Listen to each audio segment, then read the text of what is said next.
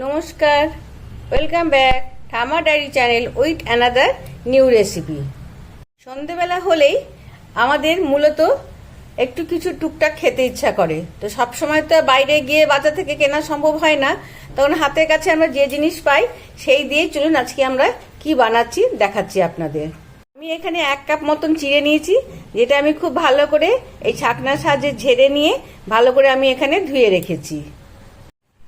এবার আমি এখানে একটা আলু সেদ্ধ করে নিয়েছি। আলুটাকে আমি স্ম্যাশার দিয়ে ভালো করে স্ম্যাশ করে নিচ্ছি। আমি খুব সুন্দর করে স্ম্যাশ করে নিয়েছি। এবার আমি এর মধ্যে আগে থেকে সে ধুয়ে রাখা চিড়েটা দিয়ে দিচ্ছি।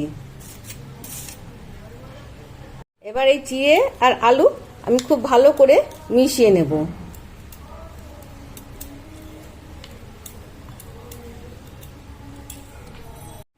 আমি আলু আর চিড়েটা এখানে খুব ভালো করে মেখে নিয়েছি। এবার এর মধ্যে আগে থেকে কেটে রাখা একটা মাঝারি সাইজের পেঁয়াজ কুচি করে কেটে রাখা সেটা দিয়ে দিলাম। তারপরে আমি দিচ্ছি 2টো কাঁচা লঙ্কা আর কিছুটা ধনেপাতা কুচি। এবার দিচ্ছি এর মধ্যে জিরে গুঁড়ো,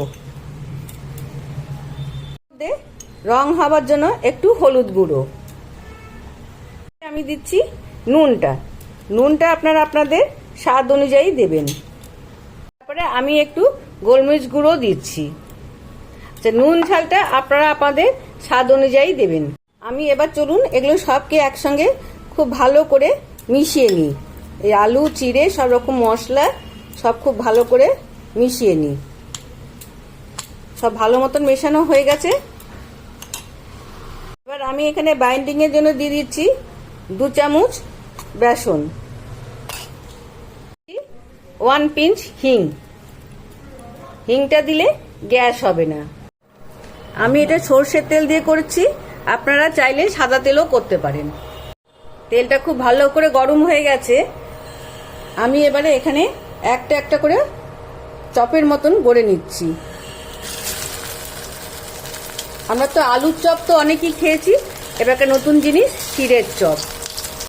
এগুলো করতে করতে আপনাদের ভাজা হতে হতে আমি আপনাদের একটা কথা বলে রাখি, আপনারা প্লিজ জানাবেন কে কোথা থেকে আমার এই রান্না চ্যানেলটি দেখছেন, যাতে কিনা আমি সবাইকে থ্যাংক ইউ বলতে পারি।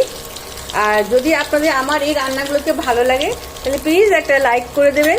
যদি আরেকটু ভালো লাগে তাহলে সাবস্ক্রাইব করে আমার সাথে থাকবেন।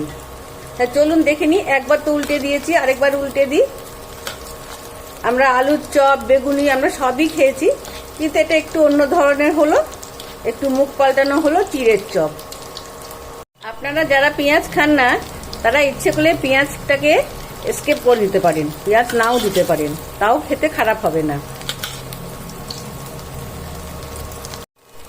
এই দেখুন এই 4টে হয়ে গেছে। আমি এটাতে তুলে নিচ্ছি যাতে কিনা সম্পূর্ণ তেলটা ঝরে যায়।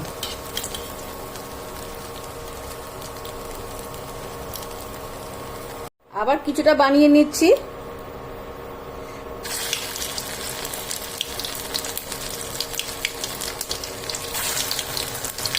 দেখুন চপগুলো যখন ভেজে প্রায় ভাজা হয়ে গেছে তখন আমি দেখুন 2টো কাঁচা লঙ্কা এর সঙ্গে আমি দিয়ে দিলাম, কারণ এই তেলে ভাজার সঙ্গে কাঁচা লঙ্কা ভাজা খেতে খুবই ভালো লাগে। দেখুন বন্ধুরা হয়ে গেছে এগুলো সমস্ত কিছু। এবার আমি এগুলো সবকে এক এক করে আবার তুলে নিচ্ছি সেই লম্বা ঝাঁঝরির মধ্যে। ফিরে আসছি একটু পর। এই দেখুন বন্ধুরা রেডি আমার চিড়ের চপ বা পোহা পকোড়া। আমি তার সঙ্গে একটু সস দিয়ে দিয়েছি, আর এই কাঁচা লঙ্কা 2টো ভাজা আছে। খেতে তো এটা খুবই ভালো, ভীষণ মুচমুচেও হয়েছে। যদি আপনারা এটাকে করে খেয়ে দেখেন এবং আপনাদের পছন্দ হয় তাহলে প্লিজ একটা লাইক করে দেবেন।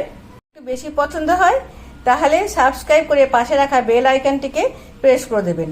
দেখা হচ্ছে বন্ধুরা আগামী কোনো রেসিপির সঙ্গে। আমি খুব কম সময়ের মধ্যে বাড়িতে থাকা ইনগ্রেডিয়েন্টস দিয়ে বিভিন্ন রেসিপি আপনাদের সামনে আনার চেষ্টা করি। নমস্কার।